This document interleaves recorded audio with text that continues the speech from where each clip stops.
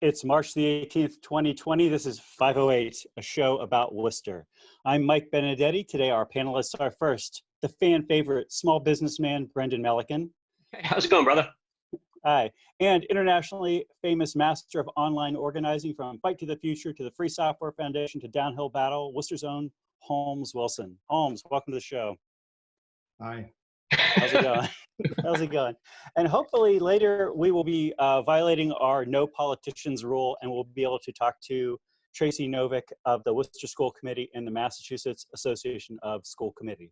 Hopefully. We'll see how that goes. Did you guys see that a guy's asking the city council to name a street after Motley Crue?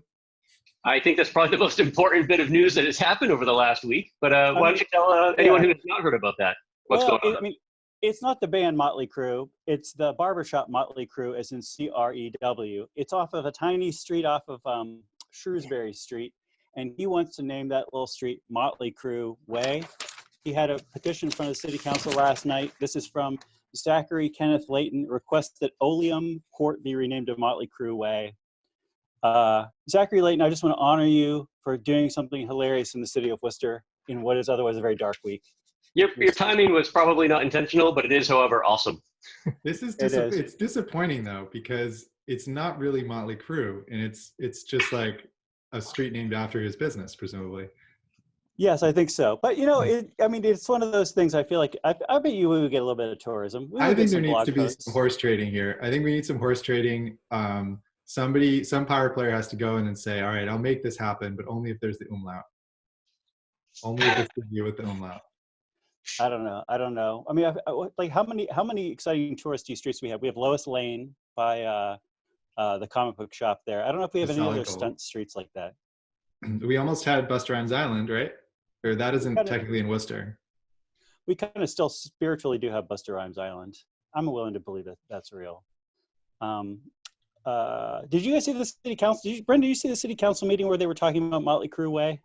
I did not, no. It was a weird city council meeting. They were doing it in the Levi Lincoln room, not the main council room, but kind of the auxiliary council room. Everybody was socially spaced 6 feet apart around a giant table, except for City Councilor Kate Toomey, who was calling in via some kind of terrible telecommunications deal like we're using right now. So they would be like roll call, and everybody would be like, Rosen, I, Rivera, I, Toomey, I. It would just it was awesome. Our robots counselor, Kate Toomey. I don't know. I mean, I think everything else the city is doing is going like totally telecommuting or totally just do it from your house. So it was interesting to see that the council at least was willing to get into one room in an otherwise off limits to the public building. And I guess we have a new city clerk this week, Nico Vangeli. Is that right, Brendan? It is, yeah, but great timing. Welcome to the job, Nico. Good luck. Yeah. Everything is shut down in Worcester this week because of SARS-CoV-2. Are we seeing compliance with this shutdown by and large, gentlemen? I think so, yeah. I mean, I see Holmes doing a soft nod in the other direction, but I mean, I guess it depends on what your compliance is. If you're talking about on the regulatory side, yeah, it seems like so far it's really just been bars and restaurants that have been ordered to change the way they're doing things beyond that 25-person limit in the state. I'm not aware of any restaurants that are doing anything but delivery and takeout at this point. Many have shut down operations altogether. I know we have here at the store until we figure out whether or not it's even worth to dabble in the idea of a delivery or takeout. From my perspective now, it's not. But there are plenty of folks for whom it is totally worthwhile. And it seems like they made that shift pretty quickly in the course of about 24 hours. Holmes Wilson, you don't think there's a lot of compliance in the city? No, I have nothing to add. I have no idea whether there is or not. Okay. I haven't been out. Holmes has been locked down 4 weeks. Most of us are on 72 hours, but Holmes has been on lockdown for a month now. No, just a week or so. I'm on. Yeah, I've been sort of isolated for a week, partly because I got sick and then didn't want to get my roommates sick. And sure, I don't think I have. I think I have like whatever you had a couple of weeks ago, Mike, like just normal flu. But yeah, not a cough flu. Well, it's been a cough flu, but every flu of mine turns into a cough flu. So yeah, I don't know. I would love for somebody to like make some matrix of like what the symptoms are for this versus the other flus that are going around right now, and just give you some statistical sense of what you have based on your symptom cluster. Have you seen the one that compares to Corona to the common cold, et cetera, et cetera? I have, but then I've seen a bunch of these chain letter things where I'm not sure how to evaluate them. But you have a solid source on comparison. This is one from like the government or something like that. Yeah. Okay. Yeah. I'll send that one to you. I guess I'm curious to know how long we're going to be seeing compliance, right? Like at the moment, it does seem like there's compliance. The soup kitchen I volunteer at, somebody from the city came over this morning to make sure that everything was being done on the up and up, which it is, and I'm happy to hear that. Certainly there's like nobody wandering the streets, or particularly, or even nobody driving down the streets. I'm just wondering how long it is till there's like some sort of gigantic, like 2,000 person, illegal rave where there's all these 16-year-olds who are like, we're not going to die. Go to hell, everybody else. Right? Like, how long are they going to stay in their house? Not that long, I don't think. Yeah, I was going to save this for later in the show, but as a bit of a PSA, because, I had a really interesting, my wife thought terrifying. For me, it was just more of a head shaker experience last night at home, where a group of about 6 or so teenagers decided last night would be the best night to come running up on our front stoop and start smashing on the door. It literally sounded like the door was getting kicked in, and then they just ran away, right? Like they were just like playing a prank sort of thing. By the time I got outside, the same was happening a block away from the house. A young immigrant family that's down there. I won't say where they're from, but that immigrant family is from a part of the world where you don't go making it sound like you're kicking down somebody's door. And it very quickly turned into a situation where I was trying to separate the guy who lives in that house from murdering a young person on the side of the road as they're all scattering. When the police finally showed up, I mean, again, they were just kind of shaking their head because it was one of those things that, the cleavers would probably have to deal with is just like a gentle game of ding dong ditch very quickly just because of the tone in the air. Wrong time to go banging on anybody's door, especially if you don't know who is on the other side of that door. Yeah. So yeah, if you're when does that ever happen in Worcester? Like high school kids doing pranks, I feel like is kind of a throwback. Like, yeah, it is, but it just timing is everything. So that's what I was going to say is like a PSA. Like if you're a parent, keep that in mind when like I know you're all annoyed with your kids being stuck in the house. So it's like, hey, go outside and do something. Like be mindful of what that something is. To your point, Holmes, like because being a teenager is doing dumb stuff. I did dumb stuff for all of them. I still do dumb stuff, right? Like it's kind of what we do. But that dumb stuff can very quickly right now lead to like worse, unpredictable stuff. What I was going to say, and I mean, I guess there's outliers everywhere, but what I was going to say is that, I mean, from my experience being a step-parent to a teenager, many teenagers will just sort of stay inside till the end of time now because they have their phones and like, what else do they want? So it is like, I think it is really different now than when we were kids. And as far as compliance with, kids, I think we've spent the past several years bemoaning the fact that kids don't play outside as much as they used to and stuff.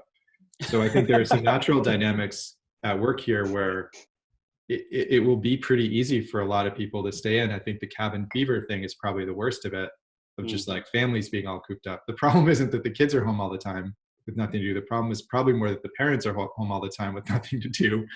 And, getting on the kids' nerves probably.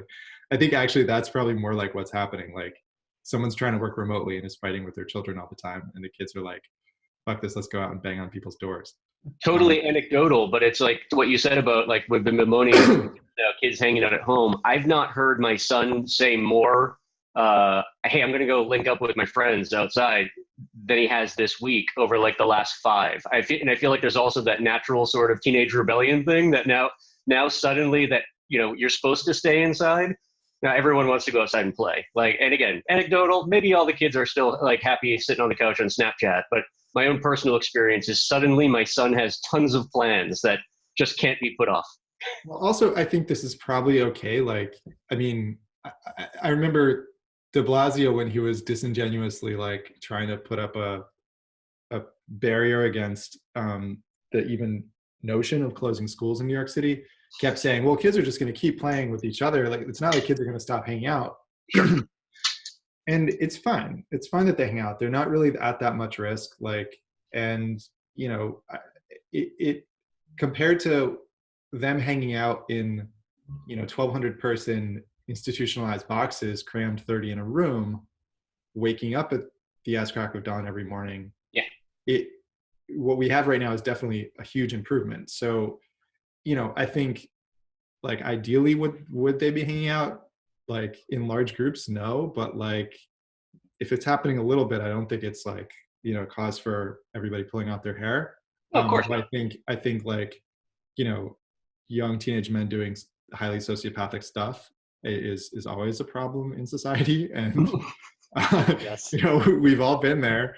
So, Yes, but I think it's just kind of a constant issue. So yeah, I think, if you have, if you have teenagers who are old enough that they're kind of testing how much power they have in the world, like, you might want to just be aware of what they're doing and talk to them, I guess. I always felt like when I was a teenager, my parents kind of insisting on some kind of conversation about it, like, sometimes was enough to kind of take the wind out of my sails when it came to doing something crazy. Yeah. Just feeling like someone is aware of you and you're not just like totally cut loose to imagine your own reality, I think changes behavior. Absolutely. Anyway, though, as far as the bar and restaurant compliance goes, I mean, bars and restaurants have to comply with a million things, and they're terrified of losing their license or having to deal with the city over anything. So, yeah, I think they might act through institutional channels at some point, but I don't think you're going to get a mass revolt at bars and restaurants because they just have so much on the line. I mean, if they make it through this and get out the other side one way or another, that's great. Like, so, no one's going to want to risk their license or their, or some kind of like standoff at the city right now on top of everything else. I hear you. I want to read this little statistics sheet real quick, and then I want to talk about small businesses. This is from yesterday afternoon. This is the COVID-19 cases in Massachusetts. We have 218 reported cases right now. About 4% of them are from Worcester County, basically evenly split between men and women. About half of them are related to biogen and household contacts. 15% local transmission, 11% are travel related, and the other 27% are under investigation. In about 10% of these cases, the patient was hospitalized. Another 25% of them are under investigation. All told, I think we've tested a little under 1,800 people between the CDC, the Massachusetts State Public Health Lab, and private labs. 1,800 people so far, which is crazy. I feel like it should be 1,800 people every day, but that's where we're at. About 78%, about 80% of these tests have been done by the state, and then another 10% roughly have each been done by LabCorp and Quest Diagnostics. So that's where we're at with the numbers on that. Brendan, you're a small businessman. How is this affecting small business? I mean, it's funny. I couldn't even begin to try and speak on behalf of any business other than my own. And it's because it's just a matter of scale, across the entire hospitality sector, right? We have a very small business. Some of the friends that I have in this same universe, for them, small business is having hundreds of employees, right? So the impact on them is, I think, from even a moral perspective, weighs much heavier than it does, say, on me, where I have a small number of part-time employees who tend to be younger. I mean, I'm out of business right now, right? I mean, as I'm talking, when I'm done talking to you, I'm going to go back out into the what's normally our seating area and ride a skateboard around in small, sad circles because there's really nothing else to do down here. Yeah, I mean, that's kind of the long and the short of it. And I think one of the things that people need to be mindful of, and this isn't to be like sort of like overly negative or cynical, but let's assume that this starts moving through other sectors, right? Like because our economy is also heavily interconnected. Yes. You're not talking about like just the hospitality industry is huge. I believe there's 340,000 employees in that sector in Massachusetts. You start dipping your toes into other sectors that are going to start seeing layoffs or work stoppages or furloughs or whatnot. Things get weird really, really fast from an economic perspective. So, I mean, for myself, again, anecdotally, I had to make the decision, does the money that is currently in the bank account that I have, access to, is that personally the thing that is of most value, as opposed to continuing on with payroll or incurring more debt from a matter of day-to-day operations? Thankfully, the state was able to step in almost immediately and start offering accelerated unemployment assistance to people who have been impacted by any sort of work stoppages. And I hope that helps. I mean, and I'm lucky also because I have a spouse who works full time as opposed to, as second to being here. So I'm at least in theory in a good spot. I also like to think too that on some level for myself, like I first started thinking about what we're seeing now a little bit more on a more personal level when I had an asthma attack, really bad asthma attack 2 months ago. And when I had to bring myself to Worcester Medical Center, there was already at that point a sign, as you're walking into the ED with an announcement, if you'd traveled to China, Wuhan province in particular, please notify emergency room staff immediately. And that sunk in very deeply at that point because I was in the ED with the inability to breathe already. So this is something that's kind of been in the back of my head for a while now. And I think I've just personally come to peace with the idea that this, for me, is going to change what it means to be a business owner, probably for the long term. If something magic happens in the short term and we go back to normal within the next couple of days, couple of weeks, whatever, that's great. In the meantime, my primary concern is making sure that I'm taking care of the people that are closest to me, friends and family. And for my friends who still are in business, trying to do anything I can to assist them, again, just like on a volunteer basis, because it's, I think, trying to keep things as normal as possible within the context of how we define normal from a day-to-day basis is the best thing that we can do from a psychological perspective. Holmes Wilson, you've been stuck at home. What are you seeing on social media? Because you've been doing a lot of, you're sort of taking a break from doing actual things in life and just been doing social media stuff for the last couple of weeks. For the last week and up until yesterday, or the day before. I mean, I think I feel like what happened to me was that I saw the news from China and was following it. China's always kind of a puzzle to me, institutionally and politically. So I had this like big asterisk next to it, being like, I have no idea if they're overreacting. I have no idea what this is. I have no idea if they just messed this up. It all seems like, I think in authoritarian countries, you get this thing where everything becomes politics and there's no sort of reality. And I think that was kind of making me react in this delayed way to it, where I didn't really know. At some point it became evident that it would spread everywhere, but I didn't really have a good sense of what would happen when that happened. And then I think there were two moments. A friend of mine had been following it a bit more closely and opened a conversation, not this past Sunday, but the Sunday before, about, he's based in New York and is Canadian and very kind of sciencey, about just what I was going to do and like what my plan was. And I hadn't really thought about it up until that point. And he was making plans with his family. He's now not in New York anymore. And he just kind of prompted me and said, okay, well, if the death rate right now for people our age, according to the estimates from Wuhan, is 2%. And I was like, whoa. I was like, 2%. And I was like, yeah, there's nothing in my life that I do that's 2% fatal. Like I wouldn't even consider that. He was like, yeah, it's up around base jumping. I was like, yeah, I don't do base jumping. I don't do squirrel suit, extreme sports. Like that's and so then I started thinking, okay, that this warrants a change of behavior. It turns out that the death rate for someone my age is not 2%. It's probably like 0.2% or maybe even a little lower than that. Maybe like 0.1% or a half of a tenth of a percent or something. But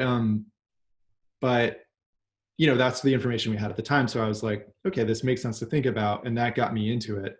And then I started kind of looking at what was happening, looking at the growth rates. then when I started looking at the growth rates, that's when it started feeling really urgent. And when I started feeling like there was something that I was seeing that I needed to just like tell all my friends really quickly. Like, you know, if you make a spreadsheet and multiply the number of cases or the number of deaths for that matter by 1.2 every day and watch how that grows, it gets really, really scary really quickly. Did we lose Mike? No, he's fine. Okay, cool. So that's when I started getting really kind of intense about it. And then the news from Italy, I have a friend in Italy, not in the north, but in Rome, just generally following the news from Italy and talking with my friend, it seemed like there is this progression where, like, you know, in 2 or 3 days, the situation just changed dramatically because of that exponential growth rate kicking in. Mm-hmm. And when I thought about that happening in a place like New York or Boston, you know, it just sounded really, really bad. And it is what's happening in New York and Boston, especially Seattle now. So I don't know. So yeah, last week I went deep on that. And in terms of what you see when you do that, you saw a lot of people, there's some pushback about overreaction at the beginning of last week. There's still a little bit of that. There was another wave of pushback about overreaction when the bars closed, because a lot of friends who work in bars and restaurants were pissed that they weren't going to have a job, which is totally understandable, and they were scared. So there's another wave of pushback about overreaction.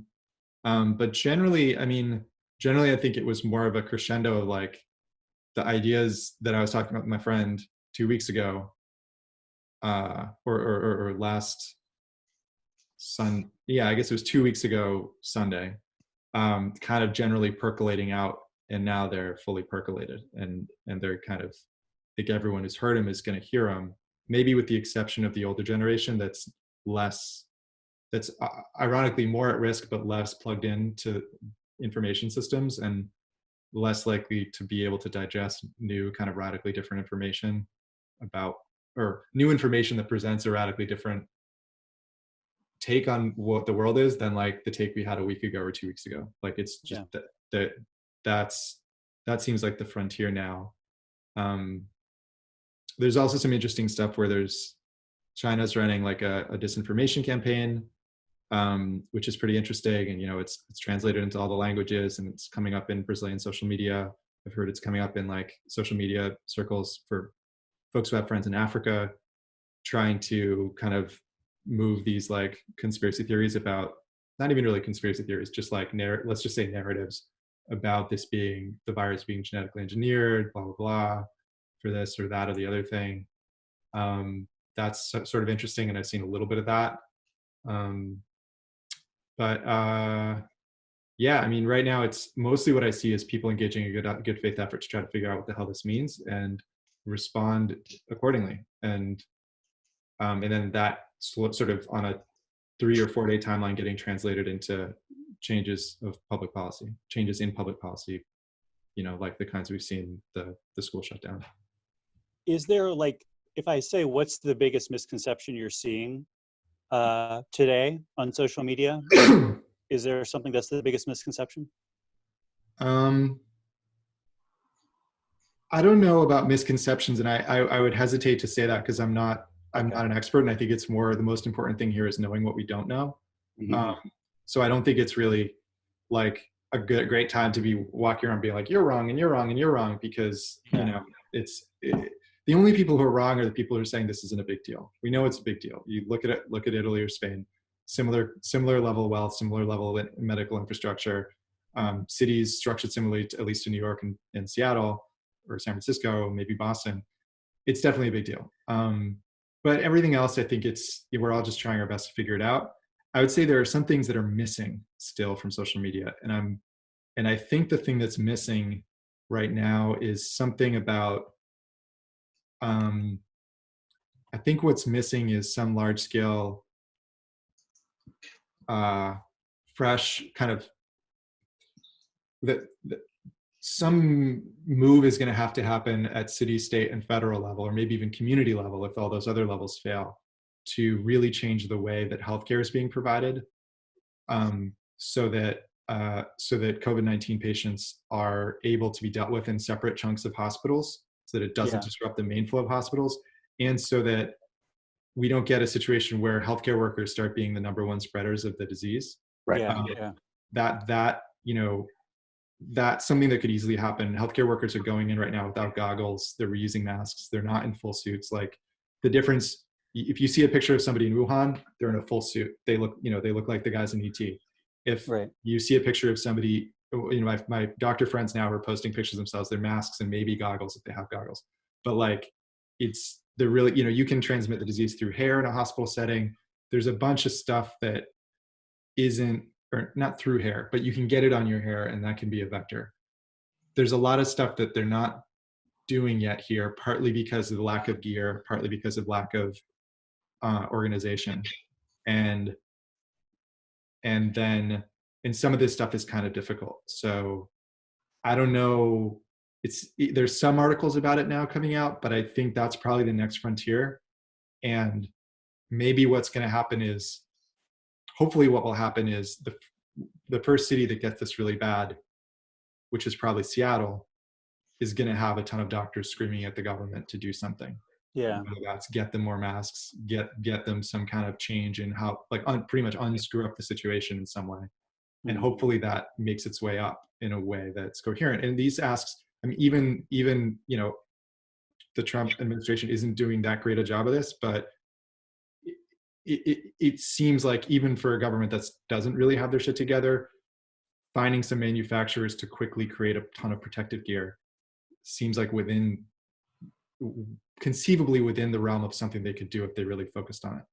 Yeah. And that really does tie in too well. That has to happen.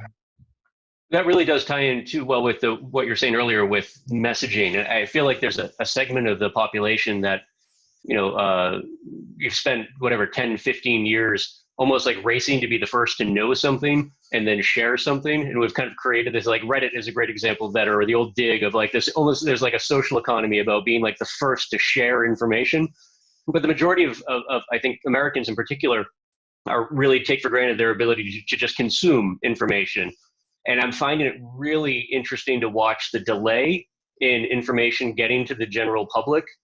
Good information too, not just rumor mill stuff, but like good information that people should be hearing, and the risk involved with that delay being very close to what we consider to be the rate of exponential growth, like the R0 rate in terms of growth. And it's almost like one of those times where not only is there no time to waste in making sure that the public is as universally informed as possible, but we've actually created a system that relies upon that not being the case.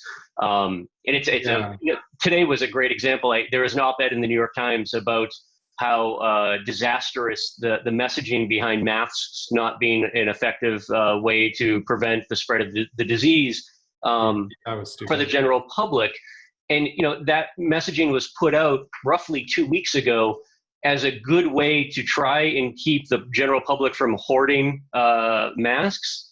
But at the same time ended up having the unintended consequence of now even healthcare providers not, recommending to the general public, oh, that mask isn't going to do anything for you.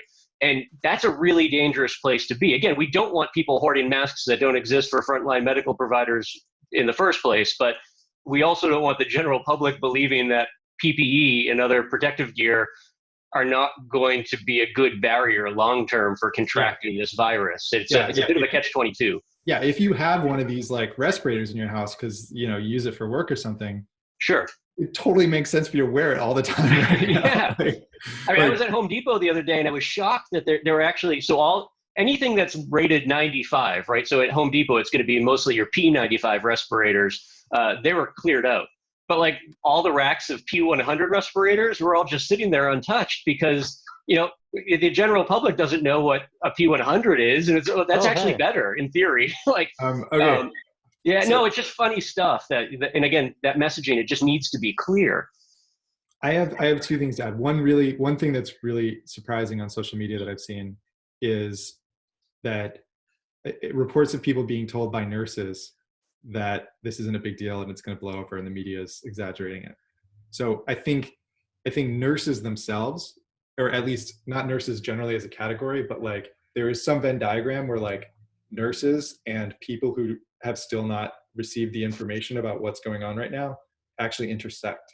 And that's pretty surprising. And I don't know if it's a real problem in itself, but I think it points to a failure on the point of hospitals, where hospitals aren't thinking about their role in information distribution. I mean, if you're a hospital now, everybody should just be taken into a meeting and be like, this is a big deal, we're at war. What you tell everybody is we're fucking at war. And, you know, like, it's a big deal. Yeah, I think you're right to point out too, Holmes, that you're probably not talking about the majority of nurses. Like, I just remember going back to, and this is 20 years ago, but when I was working as an EMT, like you learn very, very quickly that in healthcare, you are surrounded by a population that really has seen it all. And it's very easy to get cynical and salty really quick.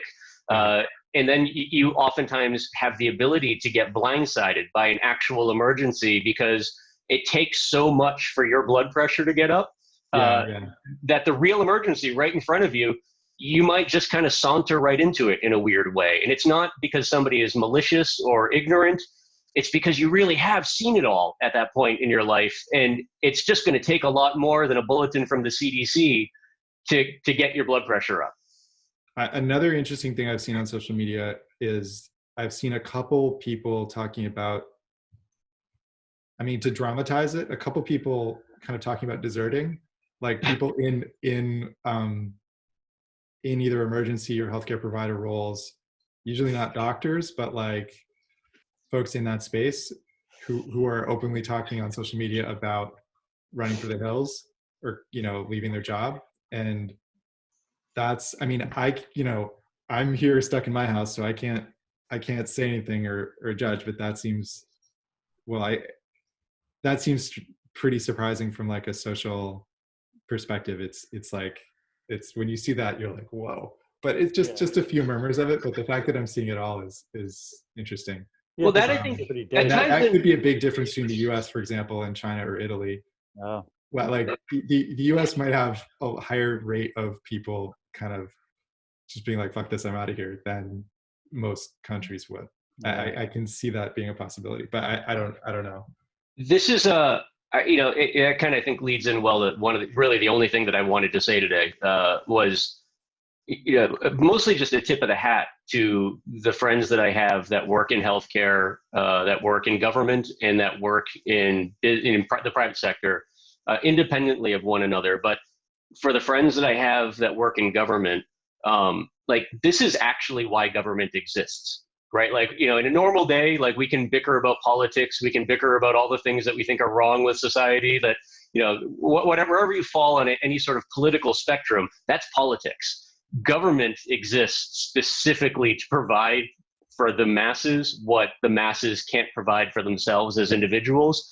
And never, at least in my life, has, even on a local level, government been more essential to the day-to-day existence of Americans. And that's huge from my perspective. That, like, so again, just a tip of the hat to the folks that I know are trying to figure out what their role is right now. Like, 2 weeks ago, you were just a part of a bureaucracy, and you're going to be one of a rare group of Americans who had a pension waiting for you. Like, we actually need you now. And that's, I'm in a weird selfish way, I'm happy that I'm not in your shoes. Similarly to the healthcare folks, and like, you've never had an easy job, but like, never has your responsibility been greater, at least in my lifetime here on a local level that scales nationally. And the last was just going to be similar to the private sector folks, that, the friends that I have in business, like, regardless of where your head's at about what you have to do for yourselves to keep your businesses solvent, to keep moving forward, don't lose sight of the fact that you have skill sets that are kind of taken for granted on a daily basis because bureaucracy does such a good job of doing what most people need in their day-to-day lives. But if you're the owner of a restaurant, you have the unique ability to not just manage large numbers of people in like a chaotic environment.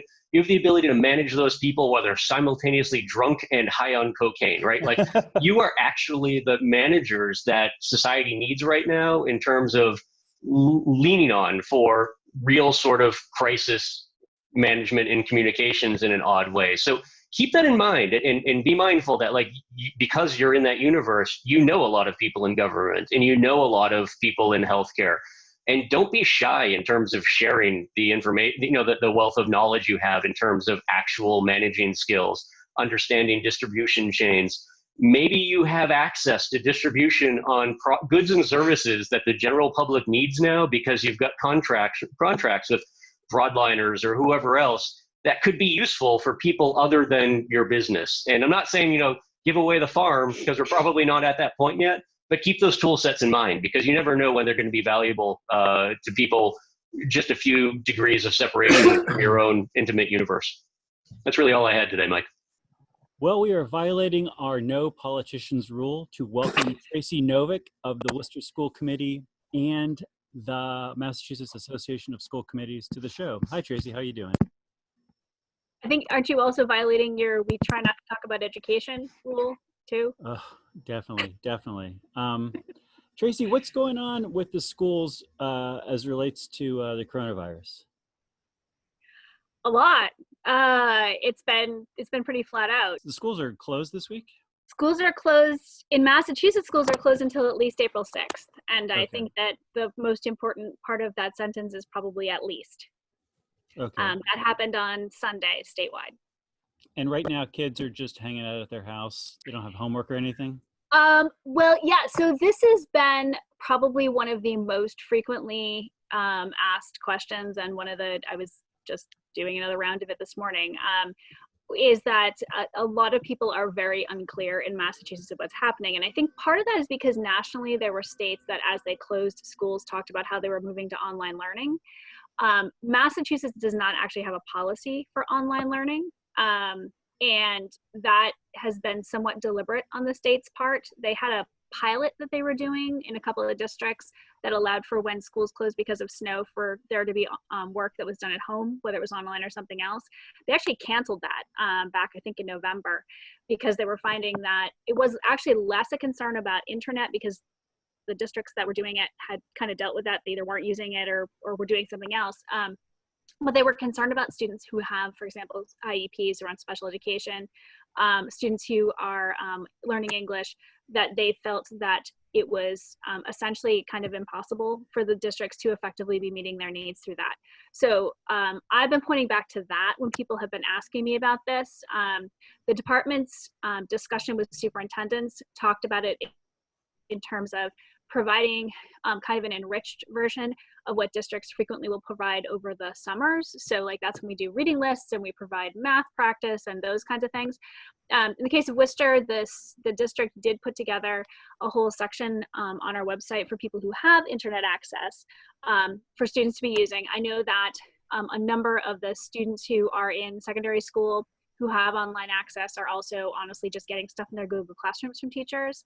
But I do think it's really important. And then there are packets that you could either pick up at the schools or that are being mailed home. So every student will be getting work. And this is about essentially, I mean, the way that I put it to my own kids is that this is really when we get to have the conversation about whether or not you go to school or you're getting an education. I think it's one of the things that's really important is that people understand that this isn't just about if you have internet access. It's also about things like, do you have a quiet place to work? Is your family in so much concern over if they're going to lose their house or lose their apartment or not have enough to eat, that there just isn't space for you to be learning? I mean, we know that kids have to have a kind of a basic sense of safety for them to learn effectively. And I think that a lot of our kids are having that really severely undermined right now. So I've been really pushing for educators to kind of like provide resources. But honestly, I think the most important thing we can do for our kids right now is be, first of all, making sure they're fed, making sure they're safe, and then trying to kind of meet their emotional needs of it's going to be okay, and you are safe, and there are grown-ups who are taking care of this. I think that that's a much more important thing for us to be worried about right now. How much are people at the school board level talking about post April 6th or extending past April 6th? Well, I know that so Kansas was the first one to break. There's been these sort of quiet conversations. So it's interesting to me, like what questions I get sort of publicly, like someone will post on my Facebook page or will tweet at me, and then which ones I get kind of like back channels. One of the ones that I've been getting back channels since the end of last week was, do you think April 6th is going to be it? And I've been saying, honestly, no, it doesn't look like it from any models we have. Kansas broke today. I mean, Kansas only goes until the end of May, but Kansas said they're not coming back this year. The California governor yesterday said that he thought it was likely that a number of schools wouldn't actually ever come back this year. So I don't think we're there yet in Massachusetts. I think the first thing that people are going to ask is whether or not most schools have break the week of Patriots Day. I think that's going to be the first question of, are you going to bring them back on the 6th, have 2 weeks, and then go out for break? I see Fall River just took their April break and declared that it was the first week. Oh, no, it's so really, I think that conversation where there are kind of other states that are starting to break that way, the question will be, I think, first the April break, and then we'll start to get into May, and we'll be having those kinds of conversations. But I don't think anyone's there yet. I think at this point it's, are kids getting fed? And then kind of all of the other little tiny deadlines along the way of, obviously we're not doing 10th grade ELA MCAS on March 24th because there's Commonwealth of Massachusetts who's going to be in school. So those kinds of questions around, are we getting a delay on the Student Opportunity Act plans that are all supposed to be due on April 1st? Like, no one's been paying attention to that. Well, I don't want to say no one, but most people have been paying attention to other things these past couple of days. So all of that kind of stuff is, I think, what's happening now. I got three things. I'll try to make them quick. The first thing I think is a hopeful thing. We actually have plenty of time too, Mike. Just so you know, I just got a notice from Zoom saying they were removing their cap on time limits for free accounts, so we can keep rolling as long as you want. Zoom, thank you for your generosity. The first thing I wanted to say is that this morning I went down to a neighborhood health center in Worcester, and I minimized my contact. I think I touched one chair in the building. That was my contact with that building, but. I was encouraged to see that they're building a tent out front by the entrance. It's like one of those tents like they might have at a wedding where it's white and plastic, and like in the walls there's these transparent pieces that are like colored to look like they might be windows. And they had some lights in there and a fire extinguisher in there, and they're going to be putting some seating in there.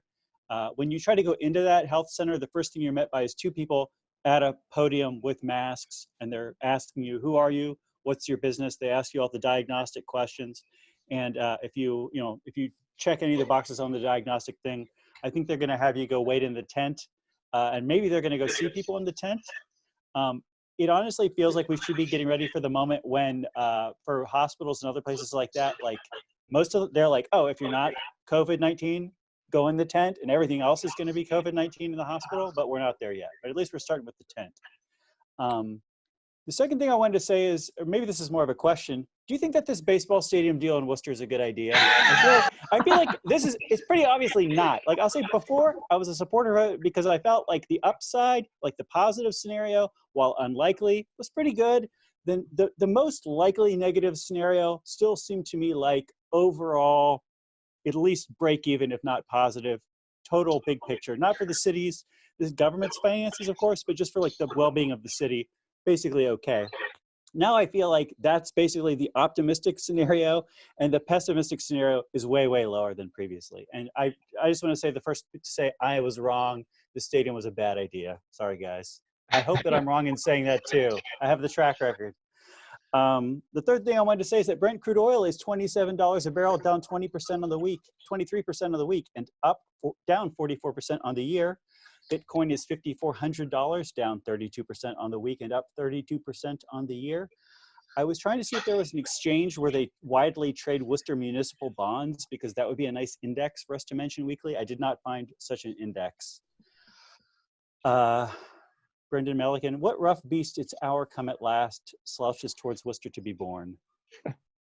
Is that an actual question? Yeah. Yeah, no, I don't have an answer to that one. Go ahead. Me neither. Brendan, Holmes Wilson, thank you for being on the show. Thank you, Mike. That's all for this episode. Remember, Worcester, you can bench more than you think you can.